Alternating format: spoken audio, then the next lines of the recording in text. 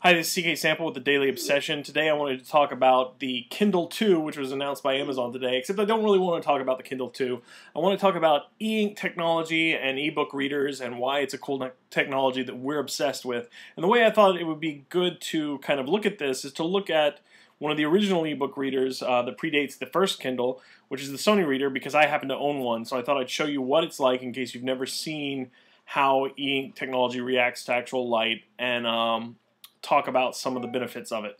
So here's my Sony Reader next to a iPhone. Now, this is a first generation iPhone and a first generation Sony Reader. And I just wanted to show you this side by side to show you something. They're exactly the same thickness.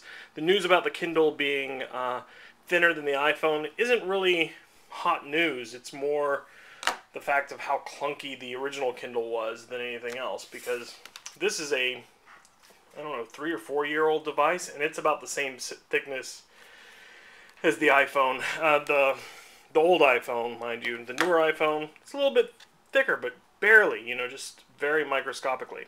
So anyway, I wanted to show you this and give you an idea of what e-paper looks like and how it reacts. And this should be a good kind of example. I'm turning it on right now. There it goes. And see how the screen flashes like that? That's it kind of rewriting itself. I can click continue reading to see the book I'm currently reading, which is Foundation. And you know, it's, I don't know how well you can see it, but it's very much like paper.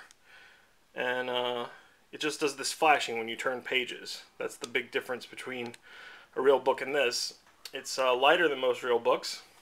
It's thin and easy to carry, and I've been taking it to the beach for years because it reads well in direct sunlight. Here, let me actually open up my window. There's bright sunlight coming right in. And here it is shining right off of it, but I can still read it. It's very much like actual paper. And to give you an idea, here's a magazine, which is shiny. Notice I can turn it at different angles. It gets a little shiny right there, whatever. And you get the same sort of experience with the e-paper, where it gets a little bit shiny at the same sort of angle, but it's totally readable at all angles, same as paper is.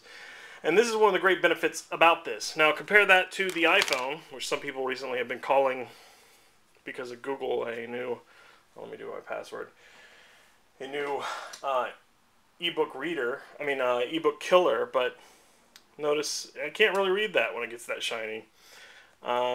And so in direct sunlight, not very readable. Let's go to a web page.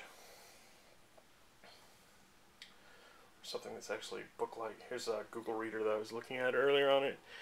And you can't see it at all the same angles. And if you notice really closely right here, my battery's about to run out.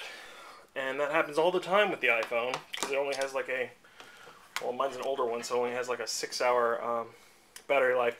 This thing, on the other hand, because the screen doesn't take any energy when it's on, like right now, it only takes energy when you change pages and when you turn the device on and off. Because of that, the battery on this will last close to 2 weeks usually of normal reading usage, and I love it. I have tons of books on here, and like I said, I take it to the beach whenever we go on vacation, read it in the sunlight.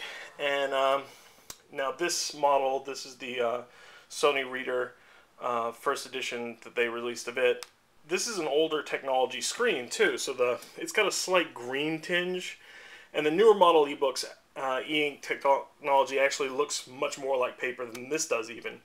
In low lighting situations, sometimes you have to hold it at a very slight angle to read it better, which is kind of odd.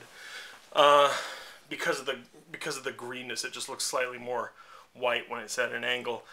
And the other cool thing about this is if you're not good at reading small print, you can change the size of the print, because it's all electronic, and make it bigger sized or smaller sized. It also reads PDFs, and give you another example. It also does pictures. So let's go back to the main menu. And this is all running off of Linux. Oh yeah, Reader. So I want to go to, pictures are 9. There's a bunch of pictures of here's a picture of my parrot, I think.